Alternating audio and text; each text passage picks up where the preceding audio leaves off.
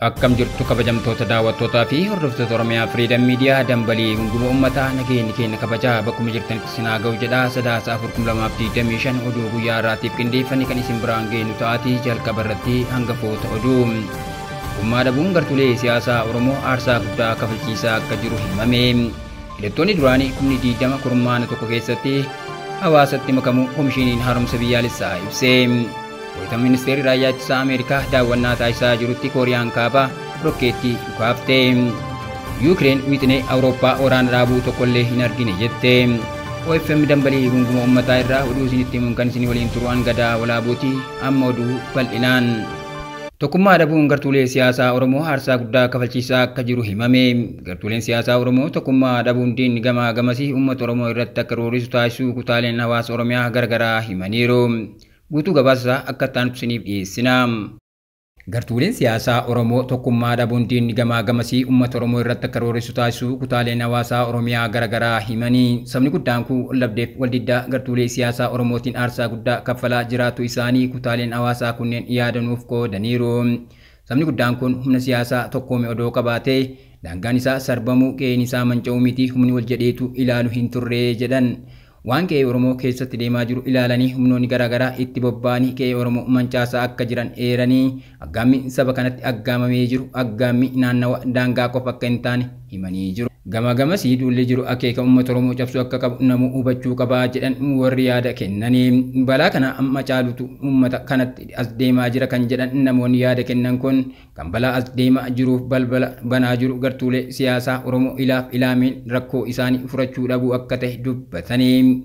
Mootummaan gartuulee siyaasaa Oromoo ofirraa qabuu caalaa ofitti qabee gaaddisa tokko jalatti waliin taa'ee mari'achuu akka qabu eeranii rakkoo isaa fi gartuulee siyaasaa Oromoo biroo jidduu jiru furuuf mootummaan itti gaafatamummaa guddaa fi gahee leencaa akka qabu himanii. Aangoo fi tikfachuuf qofa mara ofirraa faccisuun balaa guddaa mootummaa irrattis ta'ee uummata irratti fidaa jedhan. Kanaaf aggaammiin humnoonni garaagaraa gama kaabaa gamtaa tolfatanii godhaa jiran agarsiiftuu akka ta'e himaniiru.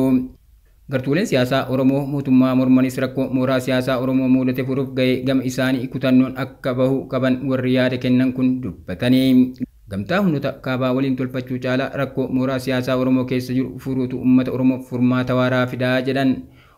Humnoonni kaabaa bilisummaa uummata Oromootiif fiduuf deeman hin jiru kan jedhan warri yaada kennan kun akeeka qabsoo warra kanaa waggoota 150 sirna moofaa durii fi waggaa 27 sirna olaantummaa adda bilisummaa uummata Tigraay arginee jirra jedhan.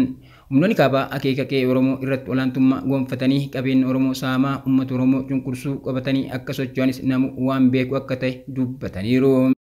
Hidhattoonni duraanii kumni 20 kurmaana tokko keessatti hawaasatti makamuu komishiniin haaromsa biyyaalessaa ibse. Komishiniin haaromsa biyyaalessaa NRC Itoophiyaa kurmaana jalqabaa bara baajataa 2018tti hidhattoonni duraanii 20 ol gara hawaasa Tigraay fi Amaaraatti deebi'uu isaanii beeksise. Dabalataa akka ta'an isiniif dhiyeessina. Komishiniin haaromsa biyyaalessaa NRC Itoophiyaa kurmaana jalqabaa bara baajataa 2018tti hidhattoonni duraanii 20 ol gara hawaasa Tigraay fi Amaaraatti deebi'uu isaanii beeksise. Komishinii haaromsa biyyaalessaa Tamasgeen Xilahuun gamaagama raawwii hojii hawaasaatti gaggeeffameen lakkoofsa kana kan ibsan yoo ta'u bu'aan argame sagantaa biyyaalessaa hidhattoota duraanii hidhannoo hiikkachiisuu fi deebisanii ijaaruu DDR keessatti guddina agarsiisaa jedhanii. Namoota deebi'an kana mara hordofuuf qorannoo bu'uuraa gaggeeffamuun tarkaanfii itti aanu barbaachisaadha jedhanii. Kunis sadaasa bara darbee irraa eegalee hidhattoonni duraanii nagaan deebi'an 80 ol deebi'uu isaanii hordofee akka ta'e ibsi komishinichaa ni mul'isa. Qodafurtoonni hundi akka tumsan dhaamuun ijaarama itti fufiinsa qabu uumuun naannolee fi hawaasa irraa tattaaffii waloo akka barbaadu dubbataniiru. Bu'aawwan kun jiraatanis qormaan isaan mudachuus beeksisanii. Qondaaltonni akka gabaasanitti rakkoon to'annoo NRC'n ala ta'e lakkoofsa waliigalaa hidhattoota duraanii leenjii deebisanii dhaabuu argachuu danda'an daangessuu himanii. Haa ta'u malee bu'aan kurmaanaan argamu bu'aa cimaa haalawwan walxaxaa kana keessatti argame jechuun ibsaniiru. Kurmaana milkaa'aa kana kan mijeesse waan komishinarichi deeggarsi baajata addaa mootummaa federaalaa irraa argateef jechuun hubachiiseera.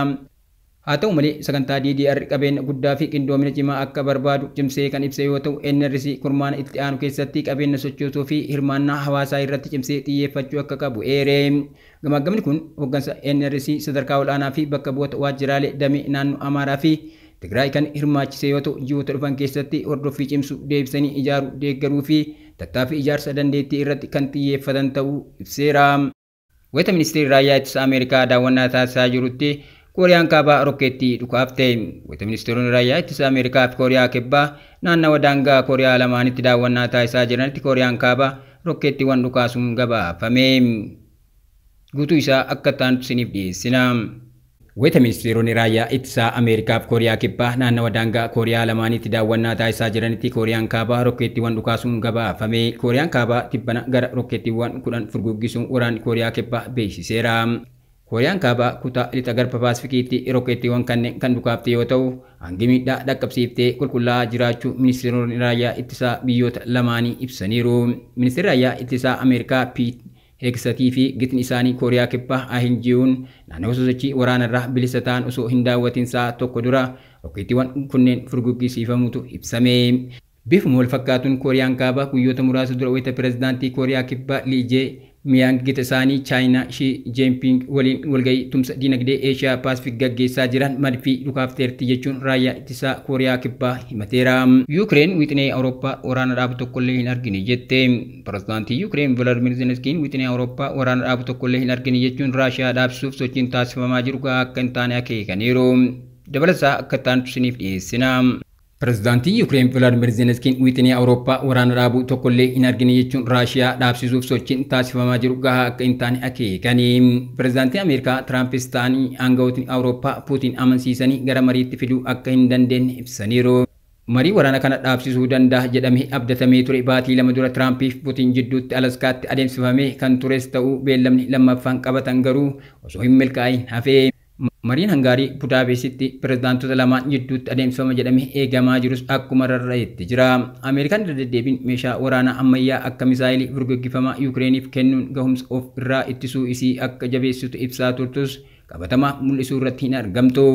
Ammallee torban dhufu keessa mariin aangawoota biyyoota lamaan jidduutti haala itti diroonii Yuukireen keessatti oomishuu danda'an irratti akka mari'atan eegama. Yuukireen dhiyeessii boba'aa isii guuttachuuf doolaara biliyoona 2 keessaa ammatti doolaara miliyoona 750 akka eegdu Zelensky'n kan ibsan yommuu ta'u, qarqaarsi Awurooppaa irraa argame yuuroo miliyoona 127 tibban akka eegamu ibsu Anadolu gabaaseera. Adeemsi dhukaasa dhaabsisuun nagaa Yuukireen deebisuu milkaa'aa ta'e dhabamuun biyyattiin qisaasama dinagdee fi dararama lammiileef saaxiluun akkuma itti fufeetti jira. Odeessa ibaatiin gaggeessaa olaanaan Iraan Ayatollah Khamenei USA'n hanga Israa'el deeggaruu hin dhiisnetti waliin hojjechuun hin danda'amu jedha. Gaggeessaa olaanaa Iraan kan ta'an Ayatollah Khamenei Ameerikaan Israa'el deeggaruu hanga hin dhaabnetti waliin hojjechuu akka hin danda'amne dubbataniiru. Israa'el deeggaruu dhiisuu qofa osoo hin taane buufataalee waraanaa baha jiddu galeessaa keessaa qabdus osoo jiru waliin hin hojjennu jechuu isaanii maddi oduu Reuters gabaase. Ayatollaan haasaa taasisaniin USA waliin hojjechuun rakkisaa ta'uu kan dubbatan yoo ta'u, Trump ammoo Iraan irratti dhiibbaa cimsuu akka barbaadan himama.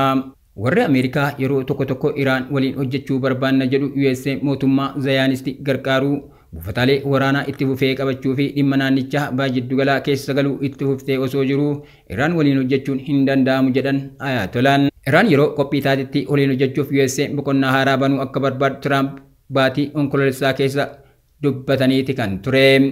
Israa'el fi Iraan baatii waxabajjii keessa lola guyyaa 12 fudhatetti osoo hin seenin dura USA fi Iraan marsaa 5f dhimma niwukilaraa Iraan irratti mari'atanii turani. Marsaa jaffaa osoo walgahuuf guyyoonni hafanii Israa'el Iraan irratti haleellaa tasaa bantee turte. Kabajamtoota daawwattoota keenya tamsaasni keenya akka namoota hedduu bira gahuuf peejii keenya follow share gochuun akkasuma YouTube chaanaalii keenya subscribe gochuun hin dagatinaa. Oduun guyyaa kanaaf qabanne kanneen turanii waan nu daawwattaniif galatooma.